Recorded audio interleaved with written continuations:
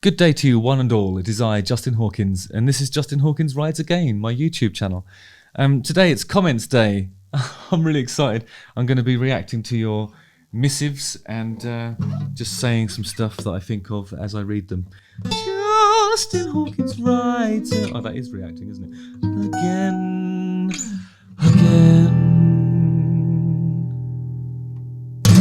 Nice one. So the first thing I'm going to do is say thank you to all of the SuperThanks people. It's wonderful that you do that for me, so I appreciate you. Dave Price, Anko van der Woude, Kyle Scroggins, who donated $50.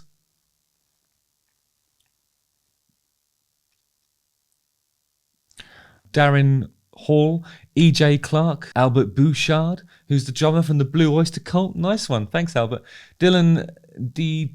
Pierre Domenico, I'm sorry if I've butchered your name, thank you. Tim Von Swine, Ken Chianchimino, I know I've done a horrible job of that, but thank you.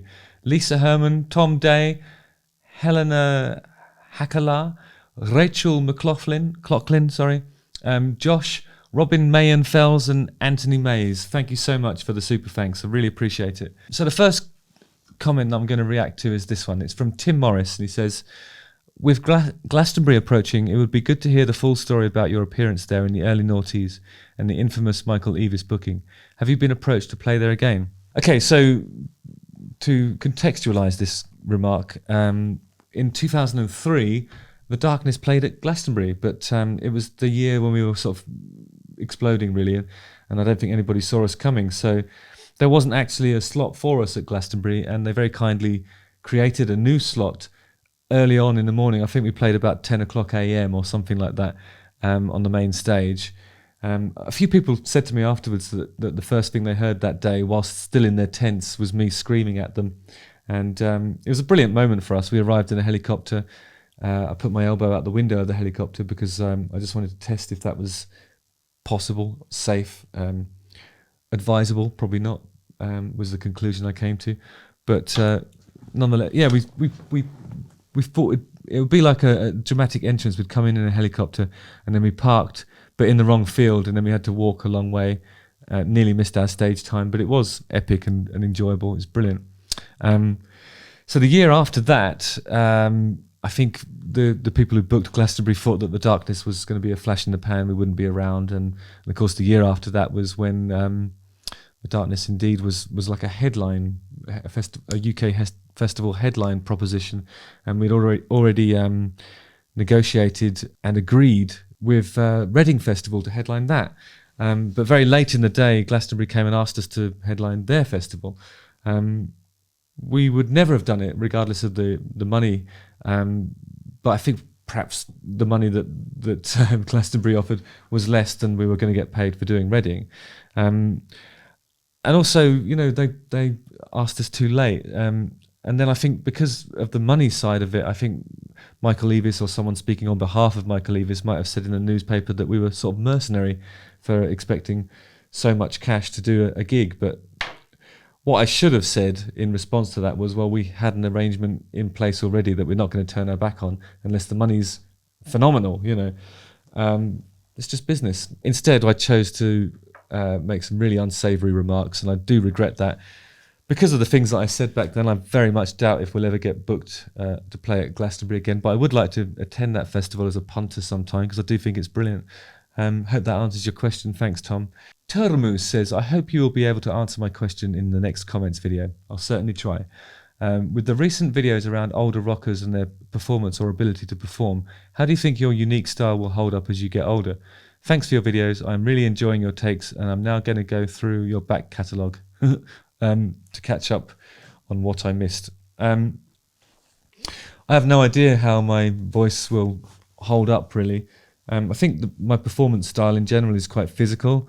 There's a few things that I don't really anticipate being able to do when I'm in my 70s, but I'll certainly give it a shot. Vocal-wise, all you can really do is try and look after the instrument that nature has bestowed upon you at birth. You know, a lot of the way people sing is determined by anatomy, so you know, my body is the reason why I sing the way I do, and what my responsibility is to try and maintain it and take steps and measures to ensure that I can continue performing for as much of my life as I possibly can. The thing is, I really enjoy doing it, so it would be a real shame if I lose the ability to do the things I do. Thanks for your comment. Yeah, appreciate you. Scout P says, "Hey Justin, love your channel. Was wondering how you and Dan work out the solo parts in each song. Thanks, love you." Love you too, Scout. The thing we normally do is, like, if we demo a song, we probably won't even bother putting a solo on it, and it gives both of us a chance to sort of meditate on what we might end up doing. Unless inspiration strikes during the demo process, it's just left blank with the the backing chords there, and we'll go through it phrase by phrase, usually together, until we've found something that represents a concise solo that has some kind of journey, and often he and I will harmonise within the solo itself.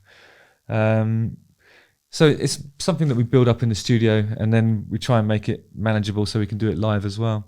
Darren Hall, this is a SuperThanks one, thank you, says, "G'day Justin, quick question. When you are touring and you play in an iconic venue, do you ever take a moment to think about the legendary bands that played on that stage in the past?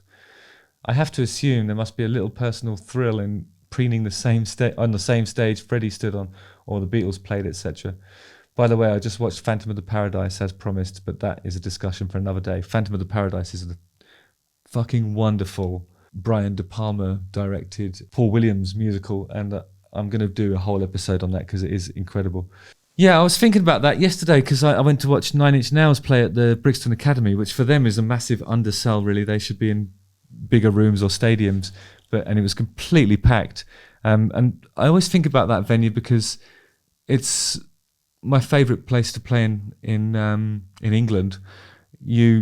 Wherever you stand in the room, you can see everything because of the way it's sloped, and it has all this kind of ornate, dated, and in some places completely dilapidated sort of archwork, and just looking around it, you can feel the history in the very walls that you're staring upon. And then that AC/DC recorded the video for Thunderstruck there. There's just it's just an amazing place, and when you're backstage and you see all the pictures of the people that have performed there before, it definitely gives you a thrill. Big theatres is where the magic is, really. I think it's much harder to sort of tap into the residual atmosphere that great gigs give to a room, unless you see a place like that where it's been around for hundreds of years, well, maybe 100 years, and more or less every band that you love has played there. It definitely feels good. Dylan Di Pier Domenico, I'm still saying that wrong. "I watched Billy Corgan talk on Joe Rogan about how his commercial success with the Smashing Pumpkins caused immense conflict as a group, especially with your brother. Does the financial position of each member often get discussed? Do you know how much the other makes? Any jealousy?" Every band does it differently. I think the first thing that you do, if for those of you who are starting a band, the first thing that you should begin to think about is what's called a partnership agreement. In our instance, I don't think it's any secret that Darkness each makes the same from the activities of the Darkness, but then the songwriting credits are apportioned according to who's done what, really. We don't really discuss it. I don't think there's any interest in doing that, and we've all got sort of side hustle. This is one of mine, for example. And I don't know if there's any jealousy. If you really love somebody, then you cry with them and you laugh with them. So we celebrate one another's victories, and we commiserate the defeats. There's never any jealousy or resentment because we're a family, literally and almost literally. Robin Mayenfeld says, "Thanks." And then he says, what is it you envision doing in retirement, whenever that may be? Retirement, my dear friend, for me, will involve laying like a pencil in a wooden box, being feasted upon by the worms. I think this is a unique existence that will take me right up to the grave, and I'm enjoying every day of it, so thank you. Josh says, "Hey Justin, it is I, Josh. Quick question, not sure if you've answered this before, but how do you get a one-way ticket to hell and back? Isn't that a return ticket?" It could be a day saver return, or it could be 2 separate tickets. I definitely did that on purpose. Thanks for your comment, Josh.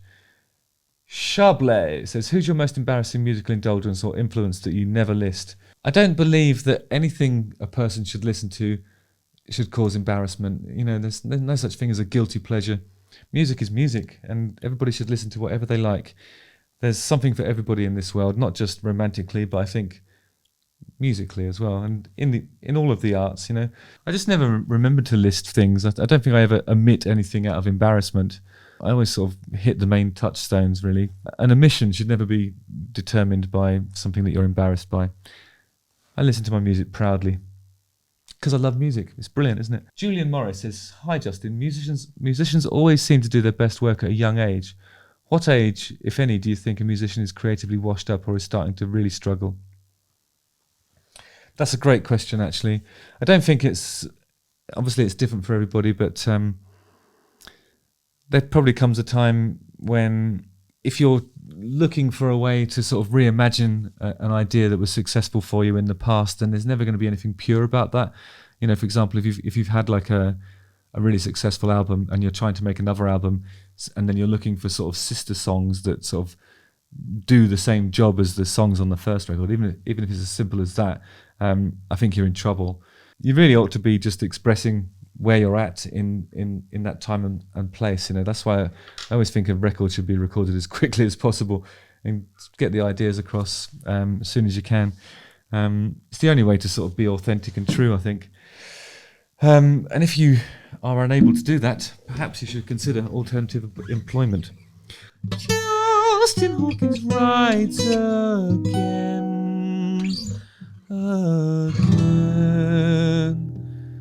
Thanks so much for all of your comments, and especially the super thanks. I really appreciate you guys.